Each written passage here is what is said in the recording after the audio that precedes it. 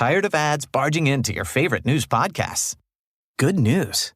Ad-free listening on Amazon Music is included with your Prime membership. Just head to amazon.com/ad-free news podcasts to catch up on the latest episodes without the ads.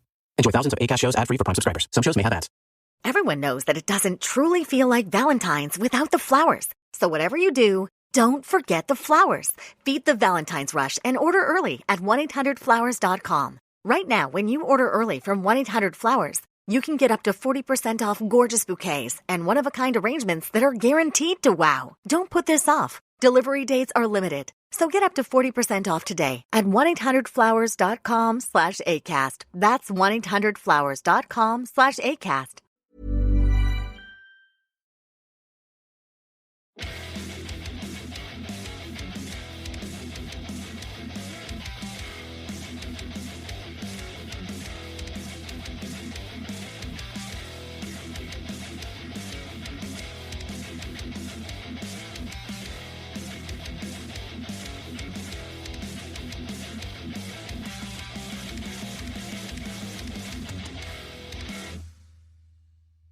Hello and welcome to Heavy Metal Tones, a new podcast just about heavy metal, heavy rock and everything. This is your host, Tony Evans. This is my first time around, so be gentle with me, please, guys. I mean, I'm getting used to the equipment, getting used to the mic, getting used to recording. I'm in my spare bedroom while we're in lockdown. That's going to age this podcast, is it not? And I thought I'd get one going, because I've always wanted to do one. A little bit about myself. I'm from the UK originally, now living in Australia, in Canberra, the capital city. And I've been here for 25 years. I am old, so I'm from the generation where music was played on vinyl before CDs and cassettes were cool. I basically wanted to do this podcast because my friends and I like to talk about music. I like personally talking about music. I run a quite a successful heavy metal sort of tribute Facebook page. I've interviewed a few people now, and I'm really just wanted to get down and have a go at this.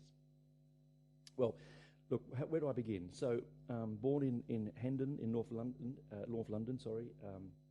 all the 49 years ago now, almost now, and I grew up with in a house with 4 other brothers, 1 younger, 3 older. And my musical taste comes really interestingly and eclectically. I don't just go, I'm only listening to heavy metal. I actually love everything, really. The only things that I sort of struggle with are impenetrable modern rap, country music, and R&B. And even there in R&B, I can still do some R&B. I absolutely love progressive rock. I love punk, heavy rock, anything that's basically made with real musicians and, people that can perform the same sound on stage as they can in the studio without trickery. My 3 older brothers, one was into punk, my brother Ronald, he was into punk, and I loved listening to his stuff he'd bringing home. Some of my fondest memories of him, one of my earliest memories of music is him. I'm lying on the bed in my bedroom.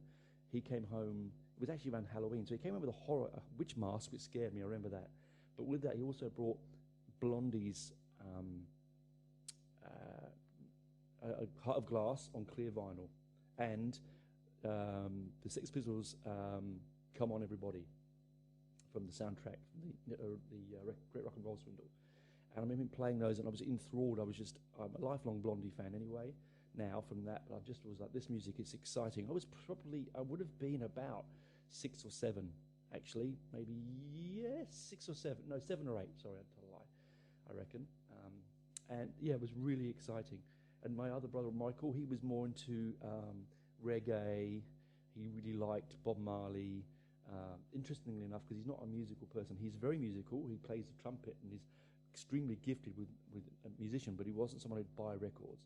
He also, I forgive him for it, he also liked The Boss, I'm not a fan of his, but he loved all that sort of stuff. Dire Straits, which I love as well. He played that a lot in my house around me. And Andrew, my older brother, the one I was very close to, he had a very eclectic taste. So he liked prog soundtracks, he liked heavy rock, he liked Free and Genesis and Yes, ELP, Rick Wakeman, unusual horror soundtracks, which is where I get his taste from, my taste from horror soundtracks with him.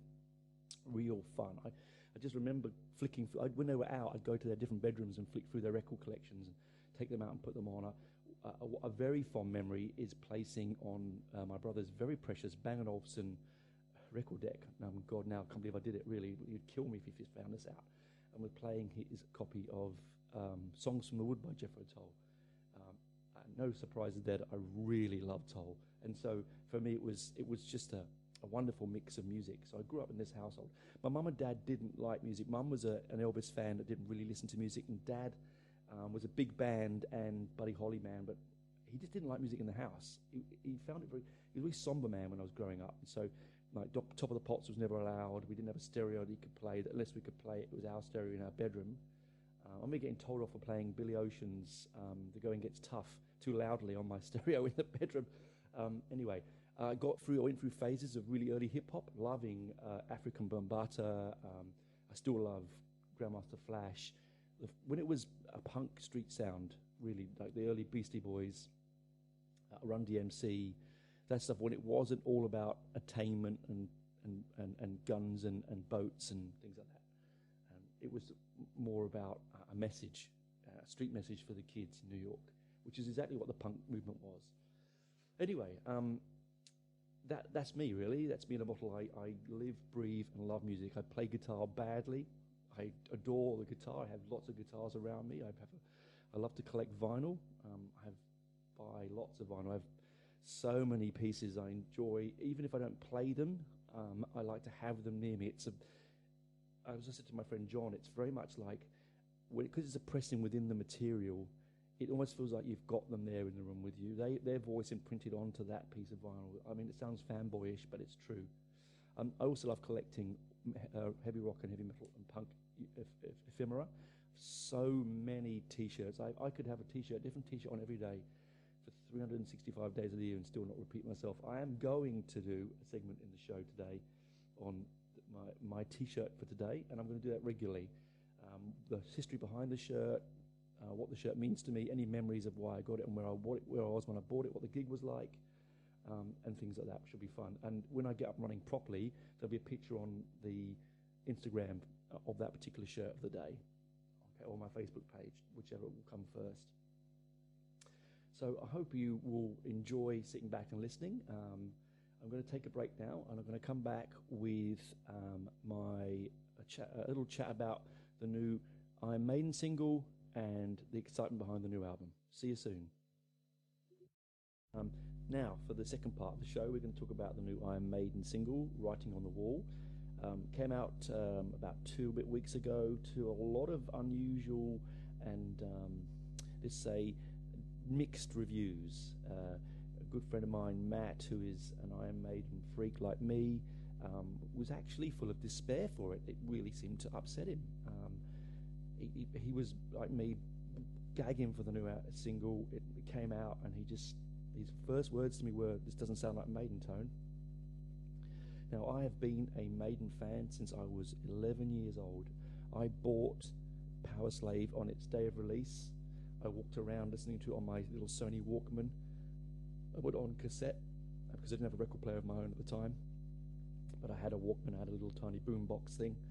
I remember walking around the streets of Hendon. I can even see what I was wearing, what the sunshine was like. I even can remember where I was. I mean, going past All Saints Church on Vivian Avenue, near Vivian Avenue, Algernon Street in Hendon. Oh, I've got that wrong. It's been a long time since I lived there. Anyway, I just remember thinking, Jesus, this is the hardest, loudest thing I've ever heard in my life.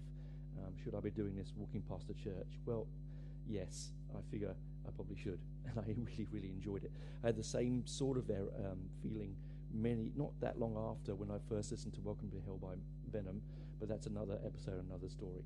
Anyway, so after listening to Power Slave, and then, this is the first one I bought. It wasn't the first one I listened to. I'd heard Iron Maiden. Ronald had played it a few times to me, my second oldest brother.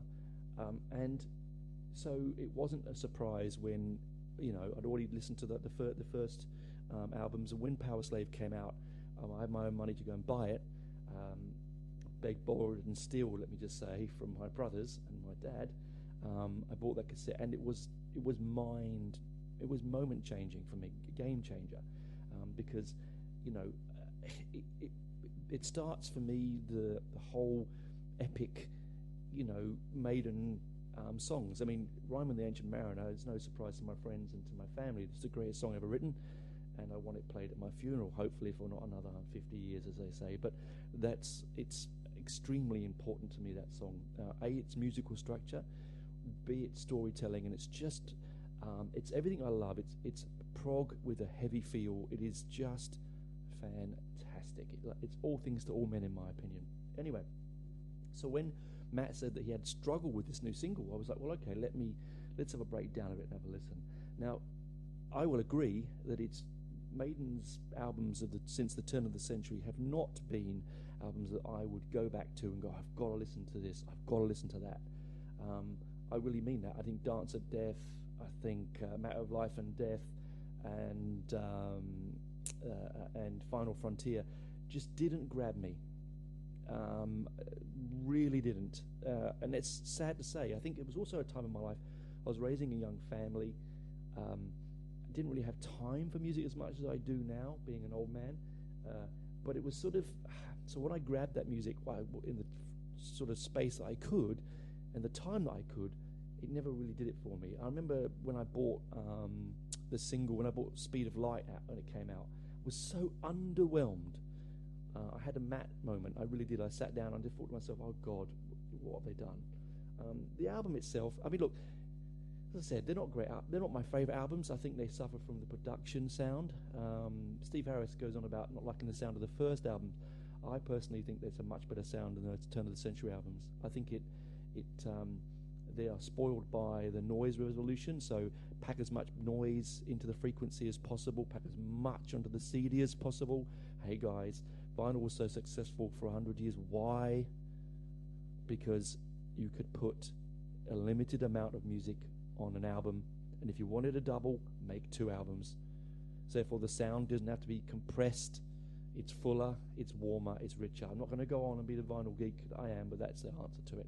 Anyway, so the single came out, and as I said, Matt was really, really sort of distraught by it. But I thought, well, I'm going to listen. And so I do a video, a vlog thing for my Facebook page called Stairway to Hell, where I chat about things at the bottom of my stairs.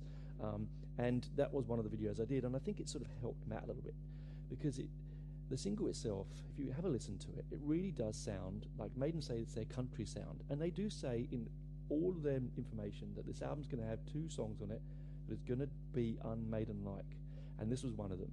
It doesn't have a gallop. It doesn't. It has Bruce attacks his vocal registry too high too soon, and so he's straining to get all of the words he wants to say in the stanchion of the music. Once he gets past that, though, and that's the first, I think, 30 to 40 seconds, it's actually a really good song. I find myself singing the lyric to myself. I see myself singing it to myself, and I think that's a sign of a good song. Is it going to be the best thing on the album? No, I don't think it will be. Was it the only single they could have released? Probably not. But if you look at the set lineup, the lineup for the album, some of those pieces, Time Machine and so on, they look like big 10-minute Steve Harris prog epics, and I am gagging for it. It comes out on the 3rd of September. Was it the 4th? Sorry, I didn't write that down. I think it's the 4th of September. Could be the 2nd. Oh, there you go. Do your research, Tone. But the single itself, it's best to watch the video. I think the video, which is very much like that of a lot of their stuff from their Legacy of the Beast game, it does sound like a hangover from Book of Souls, which was their best album in the last 20 years. I think by quite a long way. Listen to that. It does sound like they've recorded it aside to. So it was what was left over. They've got to do this new album, Senjutsu, and they go, okay, what material we got? Like most bands, and you should know this, guys, if you like music, you understand that most bands will have music they record all the time. They can't get onto even that double album which they released for Book of Souls. They couldn't get it on. I like that sound. I'm playing with that sound. I've got this guitar effect I'm interested in. I've got a lyrical story I'm interested in. I've got a tempo, a rhythm I like at the moment that I'm going through. I don't want to quite change and run away from that. The beauty of Maiden is that a lot of their sound does, even though they say, oh, that's very Maiden-y, nothing wrong with that. People go to McDonald's for what reason? They like the consistency. You watch certain programs you like because you like the consistency. You listen to certain things because you like the consistency. Yes, we want difference and change, but not all the time and not too drastically. But I really think that that's the reason why this sound is the way it is. It is a hangover from Book of Souls. The story itself is, I still can't understand it. I've listened to it about 5 or 6 times. I'm going to have to re-listen to it again, work out what exactly it's trying to tell. I think it's a story of redemption and of prophecy, and of course that's very much a Steve Harris thing, isn't it? I mean, Seventh Son of a Seventh Son, probably the greatest non-prog album ever written, is definitely he's into that sort of thing. You know, you can tell that with the guys. It's not just Steve Harris. I mean, he's not a one-man band, but he controls the stories and the sounds most of the time. He is the band leader. I'm thankful for it. The greatest bass player in heavy metal, and possibly the greatest songwriter of the heavy rock, heavy metal genre. And a lot of people, you can fight me on that, guys. If you don't think so, you can fight me on it, because I'm standing in his corner. As an ex-bass player, or a wannabe bass player, I can understand he plays some absolutely unbelievable pieces. Yes, he's not as virtuosic. Doesn't have virtuosic, is that a word? It's not as much virtuosity. Sorry, as say someone like Geddy Lee or I don't know, Chris Squire of Yes. Or even John Edwards of The Who, the greatest bass player in my opinion who ever picked the guitar up. No, he's not, but he has this amazing sense of rhythm and power, and the gallop. I mean, everyone loves the Maiden gallop, don't we? We listen, we wait for it, we can't help loving it, and we just get into a heavy metal headbanging moment. Just fantastic. Anyway, I'm dribbling on about this, but what I'm trying to say is the album's out very soon. I'm in a music group where the 3 or 4 of us are listening to an album a day. I'm up to X Factor. I have to say that I don't like the Blaze Bayley albums. I am that guy. Oh, it's not Rob Halford. Oh, it's not Bruce Dickinson. I don't want to listen. It isn't that bad, really. Shouldn't be that way, but I'm driven by the front man. I always have been, the guitarist and the front man. Because let's face it, Queen without Freddie Mercury is not Queen. I don't care what they say. Okay, you know, Thin Lizzy without Phil Lynott is not Thin Lizzy. You know, Marillion, probably my favourite non-metal band without Fish is not really Marillion. They can say they are, but they aren't really. Musically, they may be, but that's another podcast. Let's talk about that another day. Anyway, that's enough about that. You can listen to it on all streaming services. I recommend you go onto YouTube and have a watch. The video is fun to watch. It's an animated cartoon, as I said, very much in the kin of the Legacy of the Beast games. Go and give it a go. Don't go into it thinking this sounds like Maiden. Why doesn't it sound like Maiden? And get yourself in a tiz. Listen to it for what it is, because let's face it, an album is an album in its collectiveness. A single is pulled from that, and most bands are not singles bands. They make great singles, or produce or release them. Maiden has been lucky to have a couple of really crackers. I mean, they've had a great single history, but they're not really, in my opinion, a singles band. So don't judge this. Don't go, I'm not going to buy the album or listen to the album because I didn't like Writing on the Wall, okay? Because that would be sinful. Anyway, I'll see you on the other side, and we'll have a chat about T-shirts. Welcome back, guys. This is part 3. This is the section I'm going to start to call Tones T-shirt moment. Now, a little history of that. I have a fun chat with lots of my friends when it comes to T-shirt choice for gigs. Now, we've all made some absolute terrible choices. We've also made some absolute screamingly fantastic choices. I mean, that's why it's very important. I don't know, you young guys, if you're firstly getting into metal and going into gigs, or any real gigs, you don't want to go to a gig, wearing a T-shirt that's too obviously fanboy-y, but you also don't want to go with something completely wrong. Now, I have been there. I have bought that T-shirt. I have worn it at the wrong gig, and I have regretted it. I must admit, when a gig is coming up, I spend at least, it must be 30, 40 minutes in front of my T-shirt shelves thinking, what am I going to wear? And I might put one on, then change it, and put one on and change it, and ultimately I either regret it or I go, yeah, that's a great choice. Because what you don't want to tell I mean, let's face it, heavy metal is like a clan. It's like a tribe, a family. You turn up at that tribe or that clan meeting with the wrong logo on, you're in trouble. They may not say it to you, but they'll look at you in a funny old way. What you want, you're looking for reverence, you're looking for that, he knows his stuff kind of look in their eyes. I know I am. I once famously went to Slayer and Megadeth at the Horton Pavilion and turned up in a Def Leppard shirt. Now,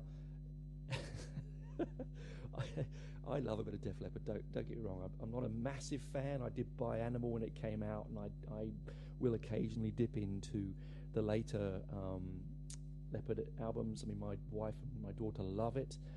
I more prefer the On the Road, the first album. But yeah, I mean, anyway, that's another story. But I felt like a right knob. If it wasn't for the fact that I quickly bought a Slayer shirt and bunged it on, yeah, I felt better afterwards. I tend to spend lots of money on. So if I turn up a gig and there's 4 different shirts for that particular gig, I'll probably buy all 4. I have been known to do that, particularly at festivals. You've got to sort of try and that's what your loops on your belt, on your jeans are for, so you can store more and more T-shirts around your waist. Anyway, that was an embarrassing one. One of my favourite moments was I was wearing now I think it was a Destructor. It could be a Sodom shirt. Anyway, it was one of those ones at a gig, and a guy come up to me and he became almost like instantly my friend, because he was a massive fan of Destructor. I think it was Sodom, of that particular album. This is about 25 years old, this shirt, and he was just chat to me about his experiences and his love of that band, and that sort of thing is why you do it. That's why I wear a battle jacket. My friend Benji and I, who runs my page with me, we both have our battle jackets. It's so that people can look at the pages and go, my God, you know that band, or this chat about that, and it opens up all avenues of conversation. In fact, the last gig that I went to, wearing my battle jacket, I had a conversation with a guy from Orange who told me that he bought an X-ray machine, a chest X-ray machine from the local hospital when they closed it down. What kind of conversation? I don't know if it was the beer, it was the gig, it was the atmosphere, but I could not stop laughing. I had to go and sit outside and catch my breath. It was hilarious. And you know what? He had more stories like that. It was fantastic. And his poor wife, in dismay on her face that this guy's bought a chest X-ray from the Orange Hospital. It was just hilarious. And all I could think of was, what's he doing with it? And where's it going? Where's he put it? Anyway, the fun of these sort of things. But shirt I've chose today, I've chose one of my later gigs, one of the more recent gigs before lockdown. I've got a Flaming Wreckage shirt. Now, Flaming Wreckage are a Sydney-based thrash metal band.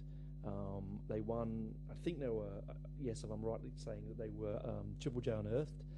They are really nice guys. They play really intricate, fun thrash metal, and their artwork is second to none. I've got all their shirts now. I love the imagery. This particular one is on the back. It's got "Thrown to the Wolves," which was a song of theirs, and it's got in trees. It's got these half-eaten bodies tied to trees, and these wolves tearing up another body in the foreground of the shirt, blue and red. I post a T-shirt most days on my Facebook page, and the feedback I got from that was, wow, it's brutal. And I have to say, as I've got older, the more brutal the shirt, the more I enjoy wearing it. I've got some that I can't wear. I saw, even I feel, ooh, that's a bit close to the knuckle. Some of the sort of satanic ones, but I still really, because I love black metal, so still do it, but it's just, they're probably gig shirts, not around the town shirts. The gig itself was the first we went to that wasn't sit down, I believe, or was that a sit down one? No, it was the album. This one where I've got here is the album launch, which was a stand up gig. So they released their album Cathedral of Bones, and it was the album launch in Canberra at the Basement. Shout out guys to the Basement, Mick and Nick that run it. The greatest venue in Australia, and one of my favourite venues in all the world.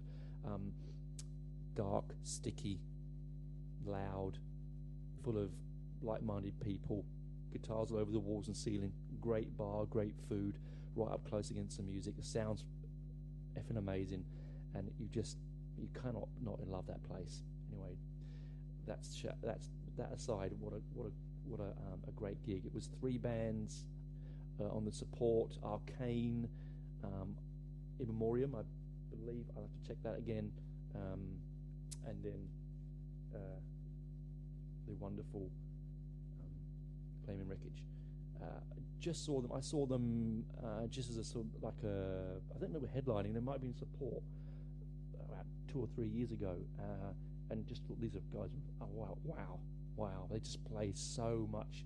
They have such good fun and so enjoyable live. And the guitarists are technical. The vocals are brutal, and it's just it's. If you're looking for a sound, if you want to try, if I'm trying to compare them, they're a bit like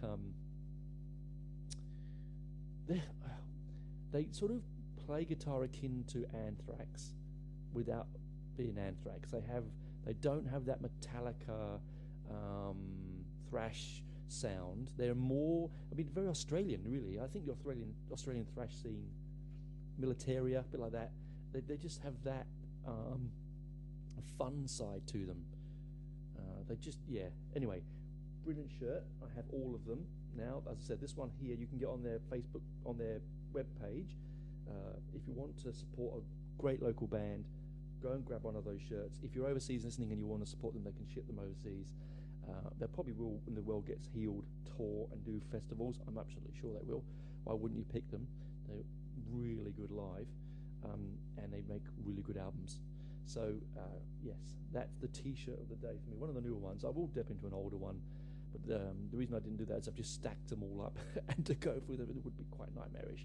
This is on the top, so that's the first cab off the rank. Now, I hope you enjoyed the show. As I said, this is a first one. I'm really giving it a go. Any feedback would be great.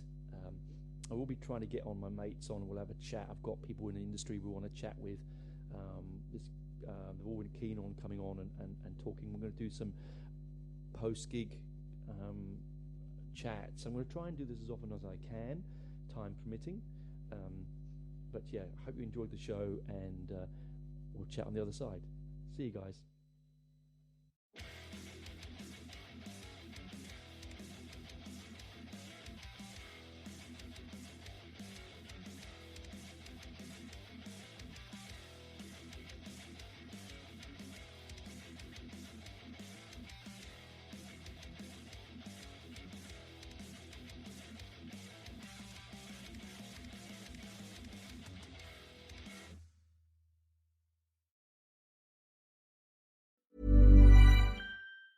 Get the best workout with the best-kept secret in fitness. Hydro, the state-of-the-art at-home rower. Hydro engages 86% of your muscles, delivering the ultimate full-body workout in just 20 minutes. From advanced to beginner, Hydro has over 4,000 classes that are shot all over the world and are taught by Olympians and world-class athletes. For a 30-day risk-free trial with free standard shipping, go to Hydro.com and use code ROW500 to save up to $500. That's HYDROW.com, code ROW500.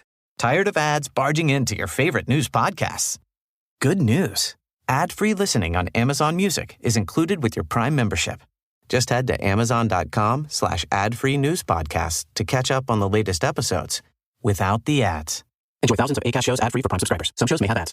JamesAllen.com is the online destination to easily design a customized engagement ring and save up to 50% compared to traditional stores. You pick a diamond, whether it's lab-created or earth-created, James Allen has over 200,000 conflict-free stones. Then you pick your ring setting and metal. And if you need some help, they have real-time diamond consultations available, where an expert can walk you through it all. Get 25% off your order at JamesAllen.com, code ACAST. That's JamesAllen.com, code ACAST.